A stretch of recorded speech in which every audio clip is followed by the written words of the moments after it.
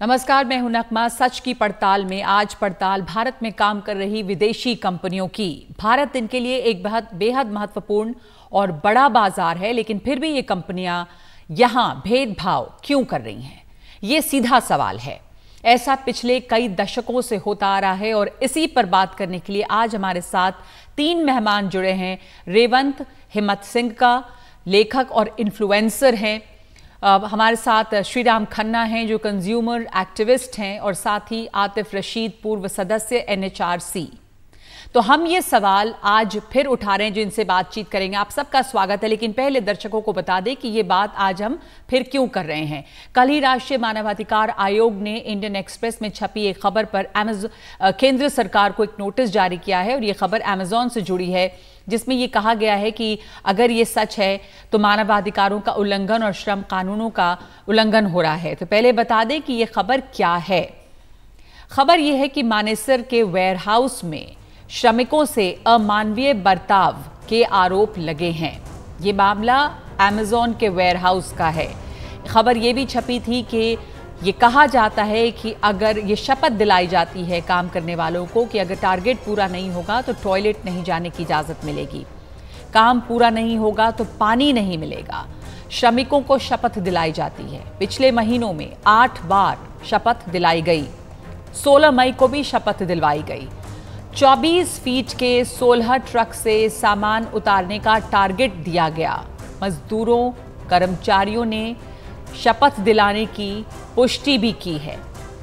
एक मजदूर का आरोप है कि टॉयलेट चेक करते हैं सीनियर, कर्मचारियों को रोज याद दिलाया जाता है टारगेट, और महिला कर्मचारी कहती हैं कि कोई रेस्टरूम नहीं है, बीमार होने पर ही वॉशरूम जाने की इजाज़त है, लॉकर रूम में जा सकते हैं। महिला कर्मचारी ये बता रही हैं कि लॉकर रूम में सिर्फ 10 मिनट ठहरने का हुक्म है।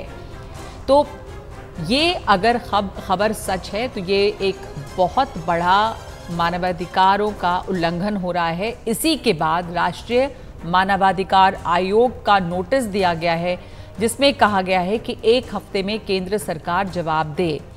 मानवाधिकार आयोग ने यह कहा है कि अगर ऐसा होता है तो ये मानवाधिकारों का उल्लंघन है और श्रम कानूनों का उल्लंघन है। तो ऐसे में सीधा सवाल है कि विदेशी कंपनियां भारत से भेदभाव क्यों करती हैं? पश्चिम के देशों के लिए कायदे अलग और भारत और कई सारे विकासशील देशों के लिए नियम अलग। जो प्रोडक्ट पश्चिम में नियमों को ध्यान में रखकर बनाया जाता है, वही प्रोडक्ट जब भारत में बनता है तो कई सारे नियमों की अनदेखी कर दी जाती है। इन कंपनियों पर श्रम नियमों के उल्लंघन का आरोप भी लगातार लगता रहा है। ये बड़ी कंपनियां हैं जो अमेरिका, यूरोप में जुर्माने के डर से कोई नियम नहीं तोड़ती हैं, लेकिन भारत में नियम तोड़ने से नहीं डरती हैं। आखिर इनके खिलाफ सख्त एक्शन क्यों नहीं होता है? तो आपकी सेहत पर NDTV के ये 5 सवाल। सवाल नंबर 1, भारतीय कर्मचारियों के साथ अमेजॉन का अमानवीय बर्ताव क्यों? दूसरा सवाल, नेस्ले यानी कि सेरेलैक बनाने वाली कंपनी क्यों कर रही है तीसरी दुनिया के बच्चों की सेहत से खिलवाड़?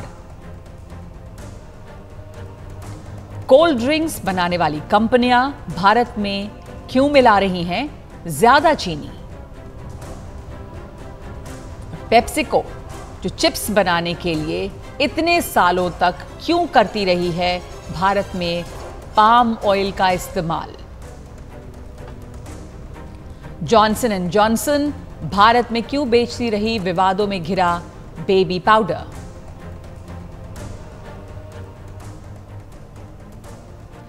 तो अमेजॉन पे जो आरोप लगे हैं उन पर अमेजॉन ने जवाब दिया है। अमानवीय व्यवहार के आरोपों पर अमेजॉन इंडिया ने यह कहा है कि हम इन दावों की जांच कर रहे हैं, लेकिन यह स्पष्ट है कि हम अपने कर्मचारियों से इस तरह का कोई काम करने को कभी नहीं कहेंगे।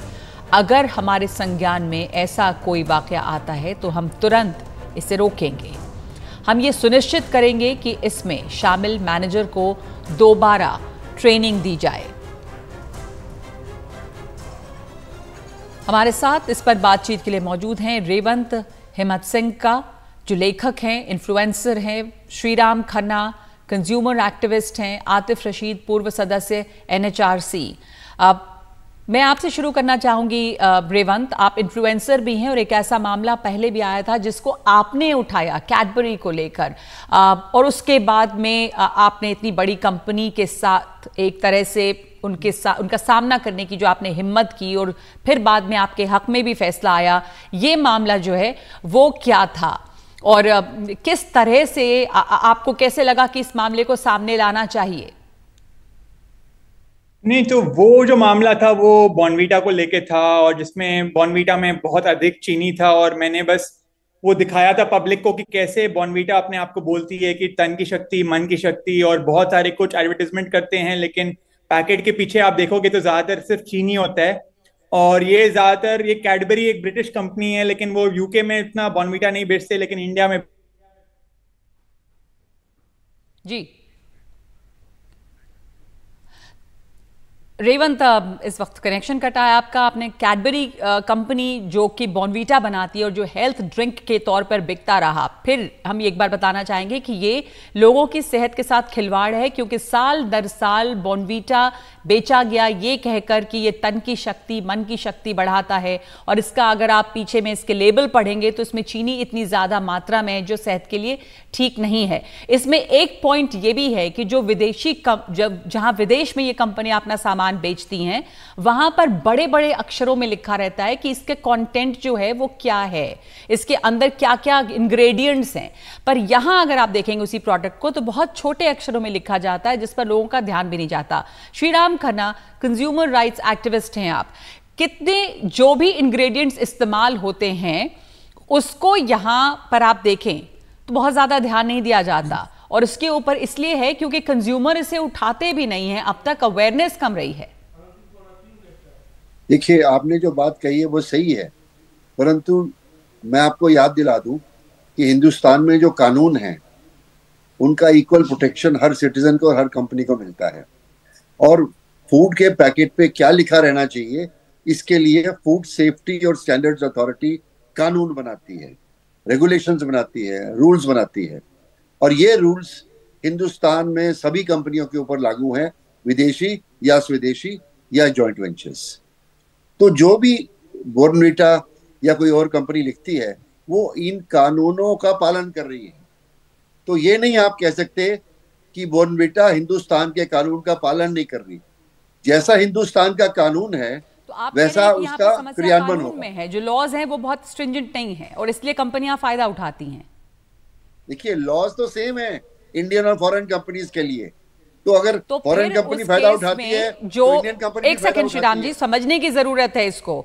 तो फिर उस केस में विदेश में जैसे फॉर एग्जाम्पल कोल्ड ड्रिंक की बात अभी हाल ही में सामने आई थी, वहां पर चीनी जो है कम मिलाई जा रही है, हिंदुस्तान में ज्यादा। हमने दूसरे केस में भी देखा सेरेलैक, जो कि यहां पर बच्चे में गांव गांव में इस्तेमाल होता है, वहां पे ब्राजील में, इंडिया में चीनी ज्यादा मिलाई जा रही है, विदेशों में स्विट्जरलैंड हो, दूसरे देश हो, वहां पर कम। तो ये डिस्क्रिपेंसी जो है वो क्यों है? फिर इसी बात को लेकर रेवंत ने मामला भी उठाया था। रेवंत हमारे साथ वापस भी जुड़ गए। श्रीराम जी, आप अपनी बात पूरी कीजिए। मैं नगमा जी आपको ये याद दिलाना चाहता हूं कि हर देश का अपना संविधान है और उसके कानून है। अगर सेरिलैक किसी दूसरे देश में बिक रही है तो उसके अंदर क्या होगा ये उस देश के कानून तय करेंगे, और उस हर देश का कानून तय करता है कि वो किस तरह की चीज को अलाउ करेगा। और जिस देश में ये कानून है कि कम चीनी होनी चाहिए उसमें कम चीनी होगी, आपके देश में नहीं है तो इसलिए नहीं है। तो इसका दोष आप कंपनी पे नहीं मर सकते, इसका दोष आपके कानूनों पर है और उनको बनाने वाले लोगों पर है। तो मुझे लगता है कि आपका जो सवाल है वो जायज है, परंतु वो उस सवाल का जवाब हेल्थ मिनिस्टर को देना चाहिए, जिसके नीचे तो फूड सेफ्टी और केंद्र सरकार को नोटिस दिया गया है एनएचआरसी की तरफ से। आतिफ रशीद हमारे साथ जुड़े हैं, पूर्व सदस्य एनएचआरसी। ये बड़ी बात है कि एनएचआरसी ने इसको स्वतः संज्ञान लिया, इसके ऊपर एक नोटिस जारी की है, लेकिन इस तरह के भेदभाव जो है वो लगातार नजर आ रहे हैं। और अमेजोन का अगर मामला जो है, खबर जो छपी आतिफ रशीद, वो अगर सही है तो ये कई तरह के कानूनों का उल्लंघन है, श्रम कानून से लेकर मानवाधिकारों का, जहां पर लोगों को टारगेट पूरा करने के लिए इतना ज्यादा दबाव उस पर बढ़ाया जा रहा है? देखिए नरमा जी, सबसे पहले तो मैं नेशनल ह्यूमन राइट्स कमीशन का स्वागत करता हूं कि वास्तव में उन्होंने एक मानवीय मुद्दे को उठाया है। चाहे वो अमेजोन कंपनी हो या कोई भी मल्टीनेशनल कंपनी हो, बड़ी कंपनी हो, वहां पर अगर हमारे हिंदुस्तान के कारीगरों को, एम्प्लॉयज को इस तरीके से हरासमेंट किया जा रहा है तो उनको वॉशरूम तक जाने की इजाजत नहीं दी जा रही है और उनको जो है खाने पीने तक की इजाजत नहीं दी जा रही है। और साथ साथ जो वो महिलाओं के साथ जिस तरीके से आपने बताया इस खबर में पढ़कर, मैं बड़ी माफी चाहता हूं कि मेरे अभी ये जहन से नहीं निकली, ये खबर मेरी नजर से नहीं निकली। तो महिलाओं के लिए वहां पर जिस तरीके से असुविधाएं उत्पन्न की जा रही हैं ऐसा लग रहा है, तो ये वास्तव में अपने आप में एक सवाल खड़ा होता है। क्या होता है कि हमारे यहाँ हिंदुस्तान लेबर में लॉज क्या है, यहाँ पर क्या क्या होनी चाहिए थी फैसिलिटी, और किन लॉज का उल्लंघन हो रहा है? जो कानून जो छपी है खबर, आतिफ साहब। जी जी, देखिए ऐसा है कि आप बेसिक जो फैसिलिटीज हैं, अभी आपको मैं एक छोटा सा उदाहरण देता हूँ दिल्ली का। दिल्ली के एलजी साहब ने दिल्ली में बढ़ती हुई इस वक्त आजकल जो इतनी खतरनाक गर्मी हो रही है, उस बढ़ती हुई गर्मी को देखते हुए ये आदेश पारित करा कि 4 घंटे 3 घंटे जो है आप मजदूर जो है, जो मजदूरी करने वाला आदमी है, वो सभी सभी कंपनीज के लिए, प्राइवेट सेक्टर तक के लिए भी ऑर्डर जारी करा। मतलब जी। अगर कोई अपनी 50 गज की बिल्डिंग कंस्ट्रक्शन बना रहा है तो उसको भी ये कहा गया कि मजदूर वहां 12 बजे से 4 बजे तक काम नहीं करेगा। दिल्ली में ये कानून चल रहा है इस गर्मी को देखते हुए। जी जी। उसके बावजूद भी मल्टीनेशनल कंपनीज क्या है कि इंसानों को एक मशीन की तरह चला रहे हैं। तो मल्टीनेशनल कंपनीज किस चीज का फायदा उठा रही हैं? क्या हमारे कानून जो है वो सख्त नहीं है या उनके इम्प्लीमेंटेशन में प्रॉब्लम है? रेवंत हमारे साथ वापस जुड़ गए हैं। रेवंत, मैं आपसे जानना चाहूंगी, आपने इस मामले को उठाया था, जैसे अमेजोन का मामला, उनके वेयरहाउस में अभी जोहरा मानेसर में जो खबर छपी है जिसके ऊपर नोटिस दिया गया केंद्र सरकार को, अमेजोन का जवाब आया कि हम देख रहे हैं। लेकिन पहले भी बहुत ऐसे मामले हैं। पहले आप पेप्सिको को देखिए कि भारत में जो चिप्स बना रहे हैं उसमें पाम ऑयल का इस्तेमाल कर रहे हैं, अमेरिका में सूरजमुखी के तेल का इस्तेमाल कर रहे हैं, सेरेलैक जो भारत और दूसरे विकासशील देशों में बिक रही है उसमें चीनी का इस्तेमाल हो रहा है ज्यादा, विकसित देशों में सेरेलैक जो है वो बिना चीनी के बनाई जा रही है। आखिर ये भेदभाव क्यों? समस्या कहां है?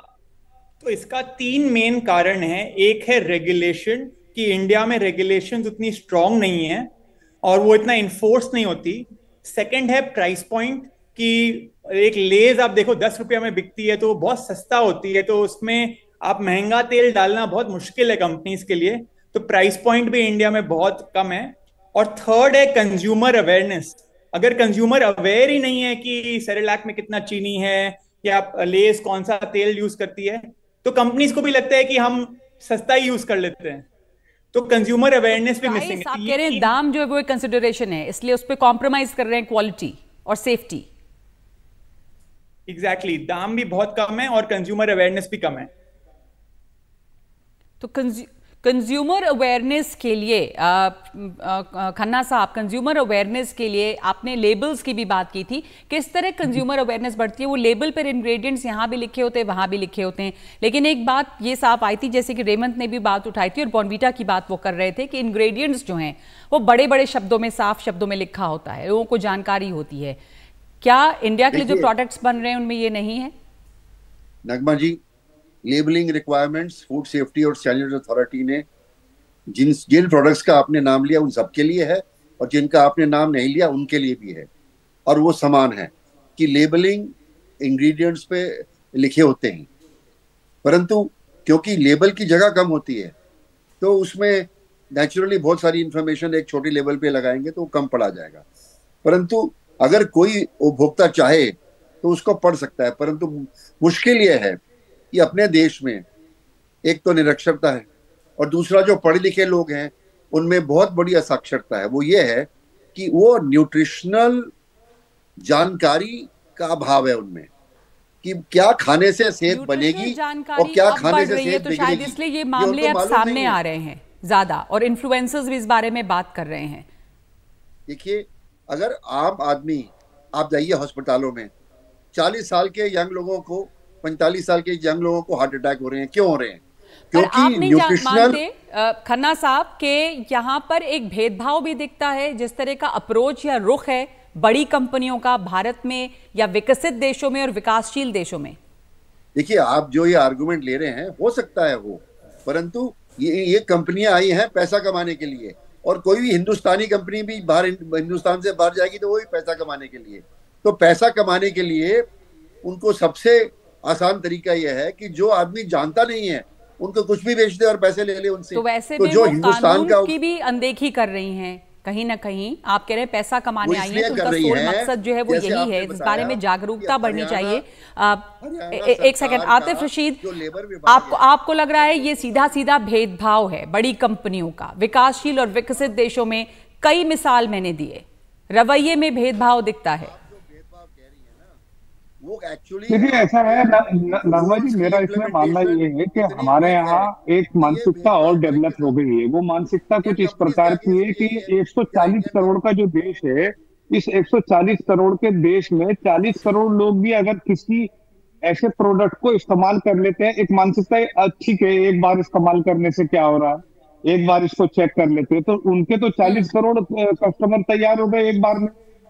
तो हमारे यहाँ बाजार को देखा जा रहा है कि एक बड़ा बाजार है लेकिन वहां क्वालिटी पे ध्यान नहीं दी जा रही है। वक्त मेरे पास कम है। रेवंत, आखिरी सवाल, आपने ये मामला भी उठाया था और आपको इसमें कामयाबी भी मिली, जीत भी मिली। ये एक अप्रोच जो है मल्टीनेशनल्स का, वो विकासशील, डेवलप्ड और डेवलपिंग नेशंस में क्या फर्क दिखता है? हाँ, वो डेवलप्ड और डेवलपिंग अंडर डेवलप्ड कंट्रीज और डेवलपिंग कंट्रीज में उतना फोकस नहीं करते रेगुलेशंस पे, वो जो मन चाहे कर लेते हैं।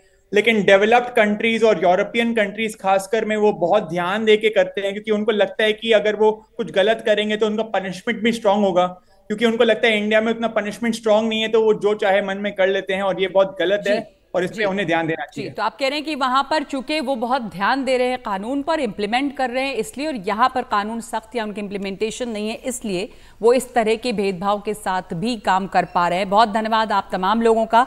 ब्रेक के बाद कुछ हम पुराने केसेस भी दिखाएंगे जहां पर इस तरह के भेदभाव प्रोडक्ट्स में सामने आए हैं।